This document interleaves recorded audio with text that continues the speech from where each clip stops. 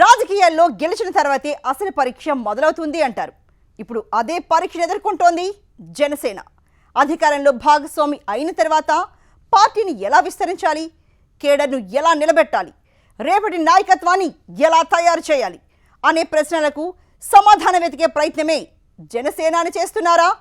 మంగళగిరి మీటింగ్ను చూస్తే జనసేన భవిష్యత్తుకు బ్లూ ప్రింట్లా కనిపిస్తోంది అంటున్నారు రాజకీయ విశ్లేషకులు. మరోవైపు వైసీపీపై విమర్శలు, కుల రాజకీయాలపై వ్యాఖ్యలు, యువతకిచ్చిన సందేశం ఇవన్నీ కలిపి చూస్తే రాబోయే రాజకీయాలపై పవన్ తన లైన్ను చాలా స్పష్టంగా గీసి ముందుకు వెళ్తున్నట్లు కనిపిస్తోందంటున్నారు.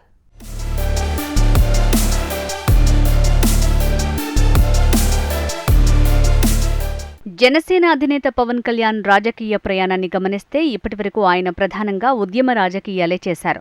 ప్రజా సమస్యలపై పోరాటాలు, ప్రభుత్వాలపై విమర్శలు, ఎన్నికల్లో పోటీ ఇవే ఎక్కువగా కనిపించాయి. కానీ మంగళగిరి జనసేన మీటింగ్లో తొలిసారి పార్టీ నిర్మాణం గురించే ఎక్కువ సమయం మాట్లాడారు.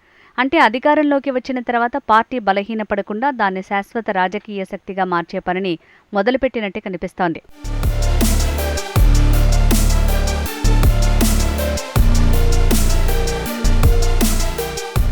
రాజకీయాల్లో చాలా పార్టీలు ఎన్నికల ముందే కమిటీలు వేస్తాయి. ఎన్నికలు పూర్తయిన తర్వాత అవే కమిటీలు కనిపించకుండా పోతాయి. కానీ జనసేన మాత్రం కింది స్థాయి కార్యకర్త నుంచి నాయకత్వాన్ని తయారు చేస్తామని ప్రకటించడం మిగతా పార్టీలకు భిన్నమైన ప్రయత్నంగా కనిపిస్తోంది.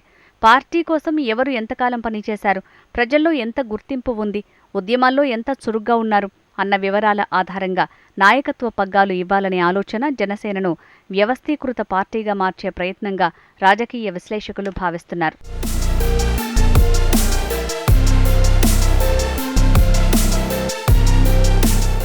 జనసేన సమావేశంలో మరో ఆసక్తికర అంశం పవన్ పదే పదే భావి నాయకత్వం అనే పదాన్ని ఉపయోగించటం.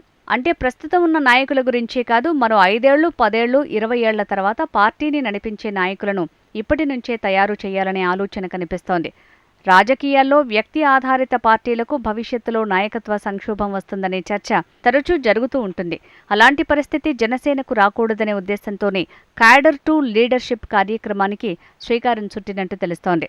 ఇది విజయవంతమైతే రాష్ట్ర రాజకీయాల్లో సంస్థాగత నిర్మాణానికి జనసేన ఒక కొత్త మోడల్గా మారే అవకాశం ఉందని పరిశీలకులు అభిప్రాయపడుతున్నారు.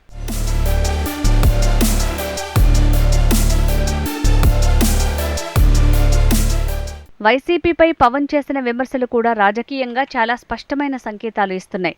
11 సీట్లొచ్చినా మారలేదు అనే వ్యాఖ్యతో ప్రతిపక్షంగా ఉన్న వైసీపీపై జనసేన ఇక మరింత దూకుడుగా వ్యవహరించబోతోందన్న సందేశం ఇచ్చారు. అయితే కేవలం విమర్శలతో సరిపెట్టకుండా ప్రతి నాయకుడు ప్రజా సమస్యలపై స్పందించాలని చెప్పడం కూడా గమనించాల్సిన అంశమే. ఇప్పటివరకు జనసేనలో చాలామంది నేతలు పవన్ స్పందించిన తర్వాతే మాట్లాడేవారనే విమర్శ ఉండేది.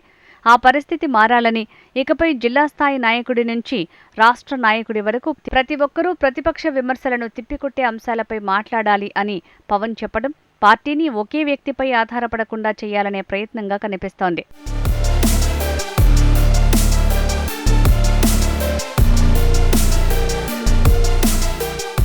కుల రాజకీయాలపై పవన్ చేసిన వ్యాఖ్యలు ఈ సమావేశంలో అత్యంత చర్చనీయాంశంగా మారాయి.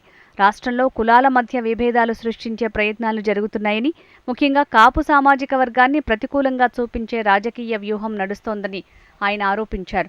అదే సమయంలో తాను ఎప్పుడూ కులాన్ని రాజకీయ పెట్టుబడిగా వాడుకోనని మరోసారి స్పష్టం చేశారు. ఇది ఒకవైపు తన సామాజిక వర్గానికి భరోసా ఇస్తూనే మరోవైపు అన్ని వర్గాలను కలుపుకునే నాయకుడిగా తనను ప్రొజెక్ట్ చేసుకునే రాజకీయ వ్యూహంగా కనిపిస్తోందని రాజకీయ వర్గాల్లో చర్చ జరుగుతోంది. బీసీలు ఎక్కువగా ఉంటే రాజకీయ సమీకరణాలే మారిపోతాయని చెప్పడం కూడా భవిష్యత్తులో రాజకీయ సమీకరణాలపై జనసేన ప్రత్యేక దృష్టి పెట్టబోతోందనే సంకేతంగా భావిస్తున్నారు.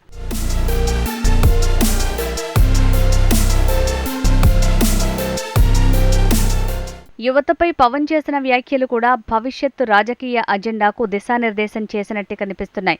ఉచితాల కంటే ఉద్యోగాలు కావాలని, గౌరవప్రదమైన జీవితం కావాలని యువత కోరుకుంటోందని ఆయన చెప్పటాన్ని గమనిస్తే జనసేన రాజకీయ ప్రచారంలో ఇకపై ఉపాధి, అభివృద్ధి, నైపుణ్యం అనే 3 అంశాలు ప్రధానంగా ఉండే అవకాశాన్ని సూచిస్తోంది. అదే సమయంలో సంక్షేమంతో పాటు అభివృద్ధి కూడా సమానంగా ఉండాలని చెప్పడం ద్వారా గత ప్రభుత్వంపై విమర్శలు చేస్తూనే ప్రస్తుతం కూటమి ప్రభుత్వ పాలనకు రాజకీయ సమర్థన ఇచ్చే ప్రయత్నం కూడా కనిపించింది.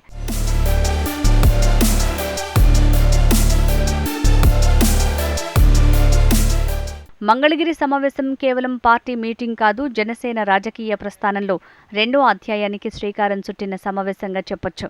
ఉద్యమ పార్టీ నుంచి సంస్థాగత పార్టీగా, వ్యక్తి ఆధారిత రాజకీయాల నుంచి వ్యవస్థ ఆధారిత రాజకీయాల వైపు, ప్రతిపక్ష విమర్శల నుంచి ప్రత్యామ్నాయ నాయకత్వం నిర్మాణం వైపు జనసేనను తీసుకువెళ్లాలనే స్పష్టమైన సంకల్పాన్ని పవన్ కళ్యాణ్ ఈ సమావేశం ద్వారా వ్యక్తం చేశారు. రాబోయే స్థానిక సంస్థల ఎన్నికలు, సంస్థాగత విస్తరణ, కూటమి రాజకీయాలు ఈ 3 అంశాలను దృష్టిలో పెట్టుకుని జనసేన తన కార్యాచరణను మార్చుకుంటోందనే అభిప్రాయం రాజకీయ విశ్లేషకుల్లో వ్యక్తమవుతోంది. మరి పవన్ ప్రకటించిన జనసేన 2.0 కార్యాచరణ కాగితాలకే పరిమితమవుతుందా, లేక నిజంగానే ఆంధ్రప్రదేశ్ రాజకీయాల్లో జనసేనను శాశ్వత రాజకీయ శక్తిగా నిలబెడుతుందా అన్నది చూడాలి.